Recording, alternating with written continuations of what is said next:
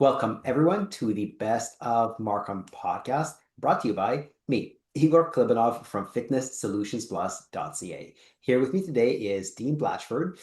Dean, thank you so much for being here. Tell us a bit about yourself. So Igor, it's great to be here. Thank you for having me. I am a tax dispute lawyer.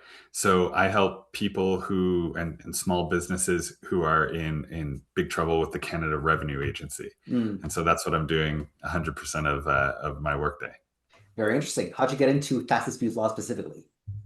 I was a lawyer. I went to McGill to study law school, and right at the end, I was taking a tax course, and the professor invited a judge in who was at the Tax Court of Canada. Did you know we have a tax court here in Canada? I have no idea. I didn't even know Okay, what a tax court is. okay, that's a great thing. So it's lower than the Supreme Court, it's lower than the Federal Court of Appeal, but it's this special court where if you have a problem with CRA and you can't figure it out with CRA, you can go to the tax court, and there's about 25 judges who specialize in tax, and they travel across Canada hearing different tax disputes. And you can go to the court. And in your case, you go down to Toronto. There's a court there, and you'd go in front of a judge, and you'd fight about your taxes with the Canada Revenue Agency. And so there was a judge who came and visited my class, and there's something called a clerkship program where every year they take about 15 new law students. It's very, very competitive. Us nerdy law students who want to be, tax lawyers, fight over this, and they take them to the tax court, and you work for the judges for a year. So I got into that. I worked for the judges for a year, had a very amazing experience, and haven't left. That was about 12 years ago. Wow, so you've really made an impression on you. Yeah, it was incredible. When people are in a tax dispute, they're like, their financial life is kind of on the line. It's very high stakes. Mhm. It's very stressful. It's all encompassing for these people. A lot of them small business owners, just like you and me. Yeah. And so to see situations, when I came out of the tax court, I decided I wanted to work for the taxpayer side. I could have also gone and joined the Department of Justice or the CRA and worked on the other side of things. Yeah. But I decided to work on the taxpayer side. And it did make a very big impression, and it continues to make a big impression on me Yeah. I every guess day. you're fighting for the little guy, not the big government. Yeah, that's right. That's right. And yeah, people who are in, dire states, and people don't often talk about a tax dispute after they've gone through it. It's something that they just, want to keep quiet about. But you'd be surprised at how many small businesses just in our community are going through major, like a restaurant down the street hit with Yeah. $1 million tax dispute, and it's run by a kind of a ma and pa restaurant, or Oh a yeah. new, oh, totally. People who, now there's people who got kind of caught up in property flipping, or CRA thinks they got into property flipping and they didn't. And CRA comes and hits them with a $2 million tax bill because they built a new house in Markham and then they sold it quickly. So it's Mm. happening all around us. But if you're not in that world, you don't see it. Oh yeah. No, I guess what with the stuff that you see, probably the average person doesn't see and doesn't hear about because it's That's not right. something people talk about. That's Um, exactly right. Interesting. What do you like most about being a tax dispute lawyer? I mean, the biggest thing is when you get to tell them it's over, right? Like, Yeah. every couple times a month, ideally, I get to call somebody up and say, hey, that thing that was weighing on your shoulders for the last little while. Sometimes we can deal with them quickly, but sometimes they can last a couple of years or something. And Yeah. so when you get to call them up and say, hey, that thing that was keeping you up at night, that's over now. It's behind you. They accepted the settlement offer, or they've conceded the file entirely. That's a pretty amazing feeling. I got to make one of those calls yesterday, and it's Oh, great every time. must be very rewarding, and I Yeah, can't imagine the relief that the small business owner feels when they hear that. it's incredible. Yeah. Yeah, awesome, awesome. Now you're not just a tax dispute lawyer; you have your own practice. So Yes. by definition, you're also an entrepreneur. So what do you like most about entrepreneurship? Yeah, I mean, both my parents were small business owners, so it's kind of in my blood. I'm not sure if you two were like come from that kind of family, but it it's inside me. So I love building. I love thinking about strategy. I love thinking about what our clients want from us, the ideal client, the ideal referral source. Like 90% of our work comes through CPAs. Mm. So I like thinking about what do CPAs want? What are they interested in? And how can we provide that to them? And I also we have a team. We're small. We're a team of three.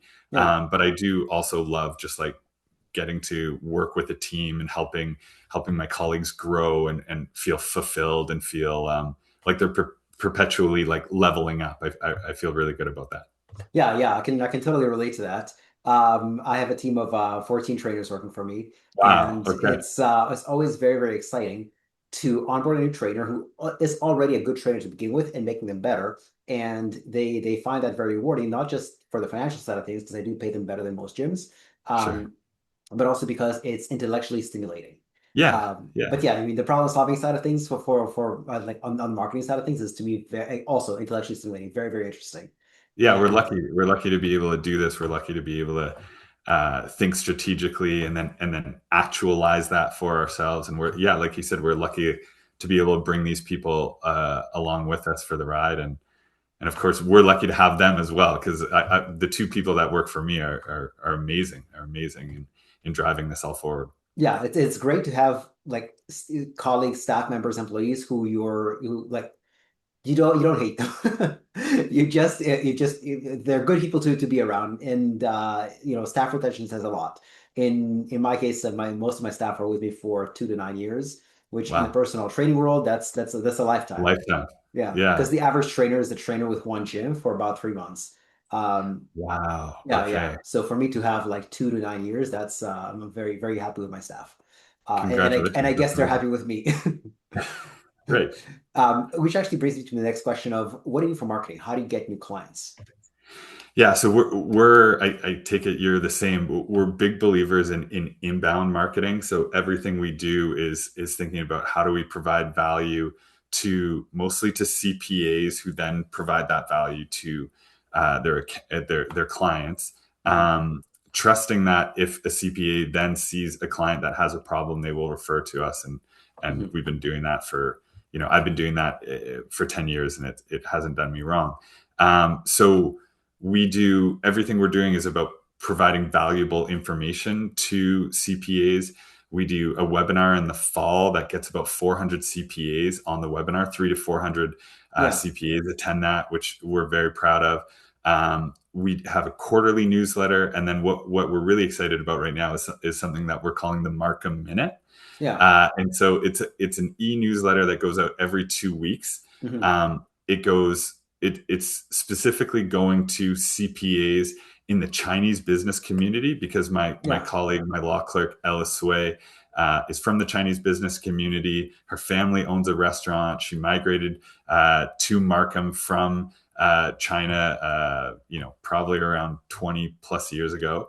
Hmm. And so she's really excited about working with the Chinese business community. And so we're doing this Markham Minute, which is just a quick like video of either Ella speaking or me speaking about something that's really specific about tax disputes that's pertinent to every CPA, that's pertinent to all their clients.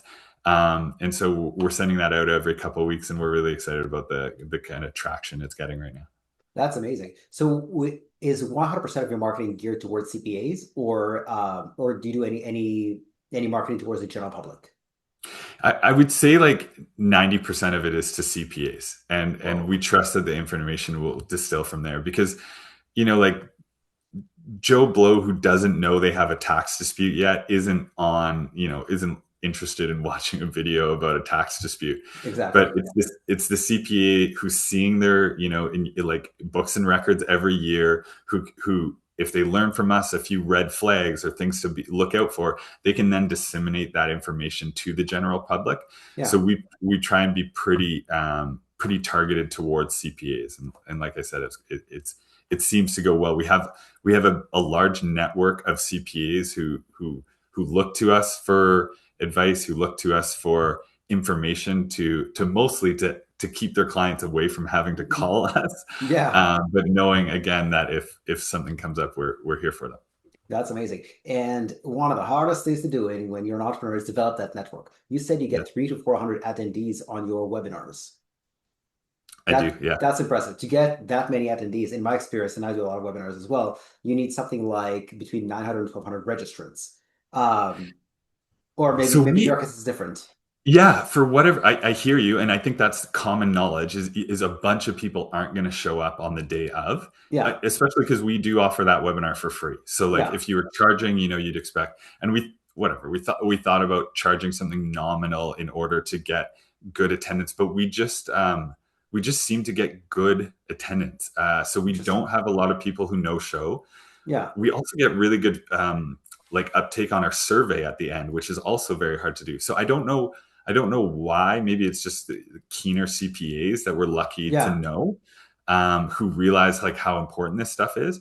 But yeah, we don't like we would get 80% of the people who register will attend, Well, that's seriously even higher impressive. sometimes. Yeah, Yeah, thanks. yeah, It's a long, but that network that we've built, yeah, is like now like 10 years old. So yeah. it takes time. It works though.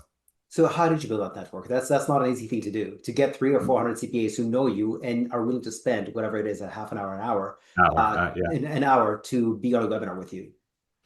Yeah. So a lot of time, a lot of like, I mean, initially, initially we built the database just by like going onto the websites of the most the most impressive kind of CPA firms in our local area. We called them up, and I used to do before COVID. I used to do the same kind of webinar, but as Yeah, like a traveling lunch and learn. yeah. So I would go to all the firms. This is when I was, younger, before I had a kid. I would go to all the firms and I would give them this presentation live. I felt like I was selling encyclopedias or something. So I would Yeah. show up and I would give them this presentation. It would be the same presentation, but I would give it like sometimes 12 or 13 times every fall. And then, when COVID happened, I couldn't do that anymore. And so it shifted to online. And then I started getting people signing up from Alberta and Vancouver and all Halifax, all over the Yeah. place. And so I could never really go back to the in person. Now we do a couple of them in person each year, just to kind of workshop our content. I Yeah. call them advanced screenings. Mhm. But we can't go back. We can't turn our back now on the like kind of nationwide audience we have now that we do it online. Man, it's amazing how similar our experiences are. Really? Because my primary, I started my business in 2010, Okay. and my primary business driver from 2010 to about 2018, 2019 was public speaking, like in-person public speaking. I go to Okay. corporations like RBC or Sun Life or Qualcomm or something like that, do Wow. however many, 45 to 50 presentations per year, How um, many? 45 to 50 presentations per year. Whoa. Yeah, Wow. and it was very, very profitable until, of course, COVID hit. Yeah. Although even before COVID hit, my like email marketing overtook public speaking as the most effective Okay. lead generation strategy Okay. around 2019. But then the next year, COVID hit. COVID took out both of those sources, both email marketing and public speaking. Public speaking for obvious reasons, email Yeah. marketing for less obvious reasons, because the way I was getting my subscribers was through public speaking. I was Yeah. telling my audiences, if you like what I'm talking about, here's a pen and paper, sign up. Right. Um, so I killed my two most powerful business drivers right there.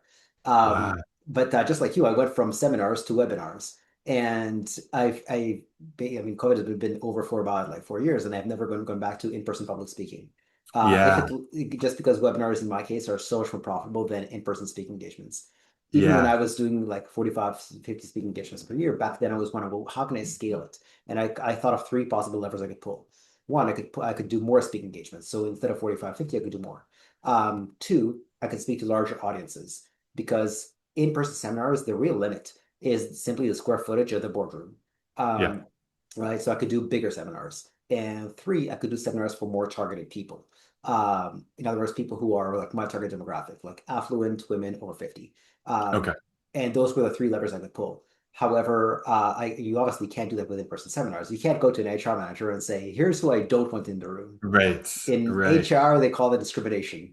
In marketing, we call that targeting.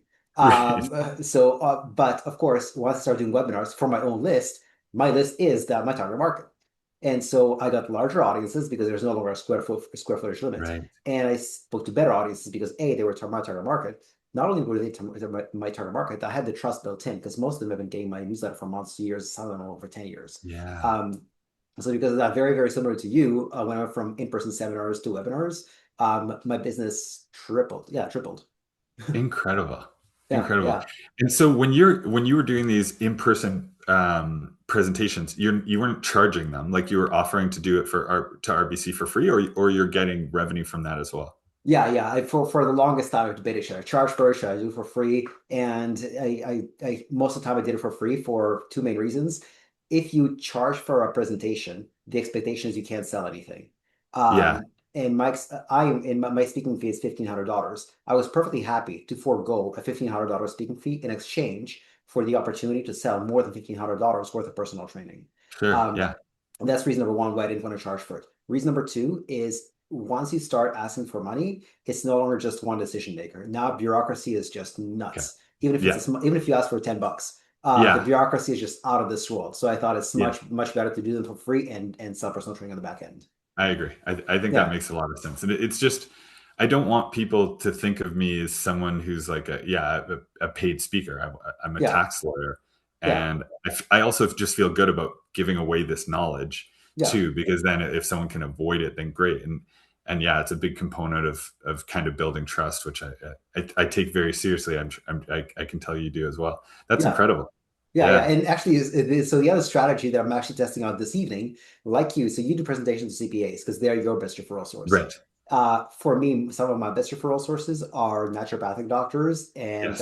and massage therapists, RMTs. This evening, I'm doing a seminar. I'm buying everybody dinner at a restaurant in Vegas Village for other NDs and RMTs. I've never done Wow. this before. I've done presentations for this group before, but never specifically buying them dinner. Um, Okay.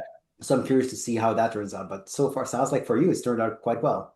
Yeah. Yeah. No, it's been it's been an incredible symbiotic relationship with all these CPAs. I'm very grateful. I also I rely on them when I work on a file. Like we have clients who are dealing with millions of dollars of tax disputes. So when I work on a file with them, I want to be working with good CPAs who I Yes. can ask questions, because there's all sorts of information that they have that I don't know, their expertise and knowledge that they have that I don't have. So building that trusted kind of referral source that then turns into a collaborative effort to help the client is extremely beneficial and critical to my business. Yeah. It's a win-win-win all around. You win because you get Mhm. new clients. CPAs win because they get fantastic information. And of course, the clients win because it's keeping them up at night. Yeah, yeah, yeah. And they've got two people who care about their file working together. Yes, exactly. And they've got you and their CPA on their side. Right, right, right. Awesome. Yeah. Now, what are you working on right now that's exciting to you? I mean, the Markham Minute is a big one. Yeah, that's what I would say is number one. Is really just like I said, my colleague Ellis Sway is just really excited about this, and so going back to what we were saying about keeping our colleagues kind of engaged, excited about their work. Ella's been with me for 8 years, so like you, I really like I want us to work together for indefinitely. Yeah. So I think a lot about how, if I was in her situation, what would I want? Well, I would want to feel engaged. I would want new challenges. I would want new opportunities to grow. And so this one is one that we've identified for Ella. So she's on the video. Sometimes she's speaking Mandarin in the videos. So Yep. it's really, really cool to kind of get her in front of the camera, right? Because she wasn't doing those presentations before, but now she is. Yeah. And our clients love it, right? Like, especially particularly our Chinese clients who, they start off a conversation with me and then they can flip into Mandarin and speak with Ella if they want, and they know that Ella's got this connection and back a shared experience with them. Yeah. So that's by far what's most exciting to us right now, I think. Have you ever thought about learning Mandarin? Learning Mandarin, oh my gosh, yeah. I mean, I got a long way to go on that front, but maybe one day, maybe one day. So about I want to say 9 or so years ago, because at the time I lived in Markham, then I moved to North York, and now I'm back in Markham. Okay, Um, so I thought I live in Markham. There's a high Chinese community here. I should learn Mandarin. So I actually yeah, did learn Mandarin, picked it up at a very basic, rudimentary conversational level. Unfortunately, okay, didn't actually have anybody to converse with and forgot most of it. Not can only say very rudimentary things like thank you. count to 10, and the most important sentence, I don't speak very well, except I say it with such a perfect accent that people who actually speak Mandarin think I'm joking and actually speak with me in Mandarin, only to realize, oh, he Wow. really doesn't speak well. Wow. That's a good idea, though. I like that. I Yeah, like that. yeah. Even if you got a few words down, it really impresses the Chinese community. Okay, I'm gonna take that advice very seriously. Yeah, yeah, Good. check it out. The program that I used to learn the language is called Pimsleur, Pimsleur. Okay. Um, I've heard a bunch of others. I've heard of Duolingo, but the criticism of Duolingo is that it only teaches vocabulary, not conversation. Um, Uh, for example, in English, you might say, I want water. In a different language, it might be want I water. right. So Duolingo doesn't actually teach that, but Pimsleur actually teaches you like the proper word order. I used it back when I was in grade 8 because I was at the time a newish immigrant from Israel. Right. Um, and so I didn't start French at the same time as the rest of the kids started French. So I was a little bit Okay. behind. So I used Okay. Pimsleur in grade 8 to help me learn French. In a matter of 2 weeks, I became the best in my class. Wow. So it's a very, very effective method. I also used Pimsleur again in 2019 to learn Tagalog, the Filipino language, Yeah. because my wife is Filipino. Okay. And Very now cool. I speak better than her. Um, Amazing. yeah, so the method, the Pimsleur method is I'm not getting commissions out of it, but it's a fantastic Sure. method. Okay. Very cool. Thank you. Yeah, yeah. And what obstacles have you encountered in your time as both a tax dispute lawyer and an entrepreneur? Yeah. I mean, so I guess I mean, we're facing the obstacle of the Canada Revenue Agency every day. Canada Revenue Agency is a big machine that has a lot of resources, and they also have the burden of proof on their side. So you might not know this, but like if you got accused of if you got accused of murder, you would be considered innocent until proven guilty. Yeah. In tax disputes, it's the opposite. Oh In God. tax disputes, you're considered guilty until you prove yourself to be innocent. Holy moly. So all of our clients are facing inherently an uphill battle because the burden is flipped and the burden is on them for most issues. Yeah. So that's a serious challenge. It means that we have to do a lot of work when it comes to gathering evidence, making a compelling case for them, digging into the data, digging into the documents. So that's my kind of specialty, and that's what I'm rolling up my sleeves and doing every day. But you start the day, having to push a big rock up a hill. Yeah. Uh, it's never lost on me. Wow. I can't believe that it's actually flipped the other way around. Instead of guilty till proven innocent, it's innocent till proven guilty. Yeah, Sorry, they're it's like guilty till proven guilty. Yeah. you're the one that knows your books and records. You're the one that knows their business. You're the Wow. one that has access to your bank account. So you prove to us that you got it right when you filed your tax return. And CRA Yeah. gets to make assumptions to the contrary. No wonder it's so stressful. Yeah, yeah. Wow. Now you're a busy guy, you have a business, as you mentioned, you're a dad. So what do you do in your free time? I spend a lot of time with my daughter. She takes up a huge part of my day, and it's the best part of my day. Um, and then yeah, so she just made the basketball team. Hey, congrats. She's got a tournament tomorrow. I'm excited about, Have you played and basketball? yeah, I do. Ah, So okay. yeah, I play basketball. She made the volleyball team before. My partner plays volleyball. So yeah, and I mean, we just love watching her play. It doesn't really matter what comes of it or what happens during the tournament, so long as she lets us come and watch and we can cheer her on. It's just it's the best. Wow, good for you. Must be a proud dad. Yeah, I am very much. Awesome, awesome. And since this is, after all, a Best of Markham podcast, what's your favorite business in Markham besides your own?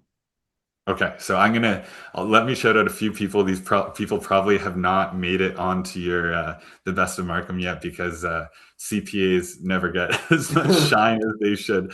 They're just off in the background making sure all the numbers add up at the end. But here are four CPAs who I think very, very highly of in Markham. One is Vivian Lee, and she's at Helen G CPA. She's a fantastic one.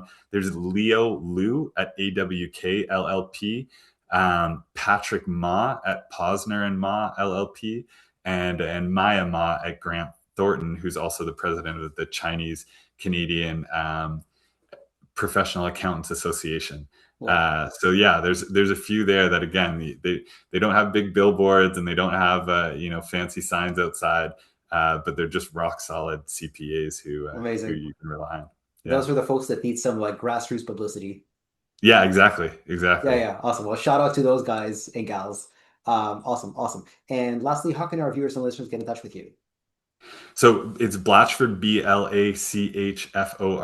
And if you Google that, you'll certainly find me. It's Blachford Tax Law. We've got a website. They can contact us through the website. We're active on LinkedIn as well. And if they send us a message through the website, we can put them on the Markham Minute newsletter. And we'd love to help get the word out to more CPAs or business owners about that content that we feel really good about. Awesome, awesome. And all your contact details will be in the show notes as well. Okay, Dean, great. thank you so much for doing this. I really appreciate it. Thank you, Igor. I appreciate you. My pleasure.